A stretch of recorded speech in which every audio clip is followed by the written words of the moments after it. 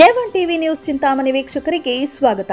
ಸರ್ಕಾರಿ ಆಸ್ಪತ್ರೆ ವೈದ್ಯೆ ಸಿಬ್ಬಂದಿಯ ಮೇಲೆ ರೋಗಿ ಸಂಬಂಧಿಕರಿಂದ ಹಲ್ಲೆ ದೂರು ದಾಖಲು.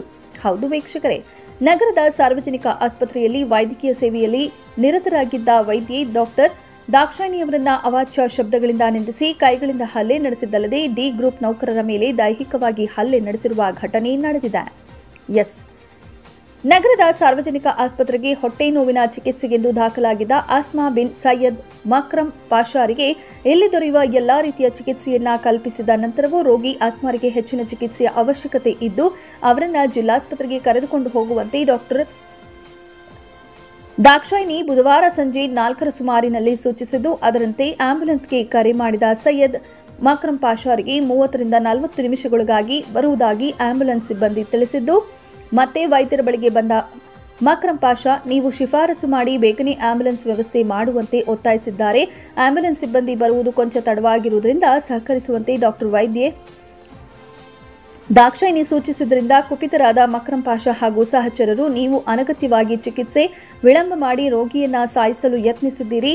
ನನಗೆ ಶಾಸಕ, ಸಚಿವರು, ಸಂಘ ಸಂಸ್ಥೆಗಳ ಬಲವಿದೆ, ನಿಮಗೆ ತಕ್ಕ ಶಾಸ್ತಿ ಕಾದಿದೆ ಎಂದು ಬೆದರಿಸಿ ಗುಂಪು ಕೈಗಳಿಂದ ನನ್ನ ಮೇಲೆ ಹಲ್ಲೆ ನಡೆಸಿದ್ದು ನಾನು ಅಲ್ಲಿಂದ ಓಡಿ ಹೋಗಿದ್ದೇನೆಂದು ವೈದ್ಯೆ ಡಾಕ್ಟರ್ ದಾಕ್ಷಾಯಿಣಿ ವಿವರಿಸಿದ್ದಾರೆ.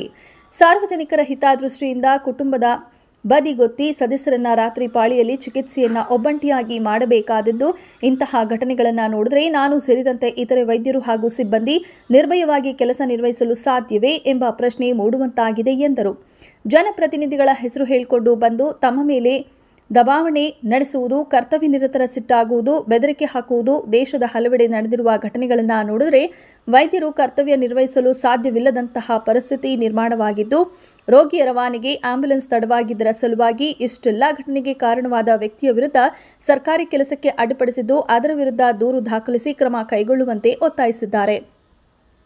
ಇನ್ನು ಬುಧವಾರ ನಡೆದ ಈ ಘಟನೆಗಳನ್ನು ಕೆಲವರು ವಿಡಿಯೋ ಚಿತ್ರೀಕರಣ ಮಾಡುತ್ತಿದ್ದವರನ್ನ ಡಿ ಗ್ರೂಪ್ ನೌಕರರು ಶ್ರೀನಿವಾಸ್ ಆ ರೀತಿ ಮಾಡಬಾರದೆಂದು ತಿಳಿ ಹೇಳಿದ್ದರಿಂದ ಕುಪಿತರಾದ ಗುಂಪು ಅವಾಚ್ಯವಾಗಿ ನಿಂದಿಸಿ ಆತನ ಕುತ್ತಿಗೆ, ಎದೆ, ಹೊಟ್ಟೆ, ಬೆನ್ನಿಗೆ ಗುದ್ದಿ ಹಲ್ಲೆ ನಡೆಸಿ ಬೆದರಿಕೆ ಹಾಕಿದ್ದಾರೆಂದು ಶ್ರೀನಿವಾಸ್ ದೂರಿದ್ದು, ಈ ಘಟನೆಗಳ ಕುರಿತು ಆಸ್ಪತ್ರೆಯ ಸಿಸಿ ಕ್ಯಾಮೆರಾ ಫುಟೇಜ್ ಮಾಹಿತಿಯನ್ನು ಆಧರಿಸಿ ತಪ್ಪಿತಸ್ಥರ ವಿರುದ್ಧ ಸೂಕ್ತ ಕ್ರಮ ಕೈಗೊಳ್ಳುವಂತೆ ಒತ್ತಾಯಿಸಿದ್ದಾರೆ. ಈ ಕುರಿತು ನಗರ ಠಾಣೆ ಪೊಲೀಸರು ದೂರು ದಾಖಲಿಸಿದ್ದು ಮುಂದಿನ ಕ್ರಮ ಕೈಗೊಂಡಿದ್ದಾರೆ.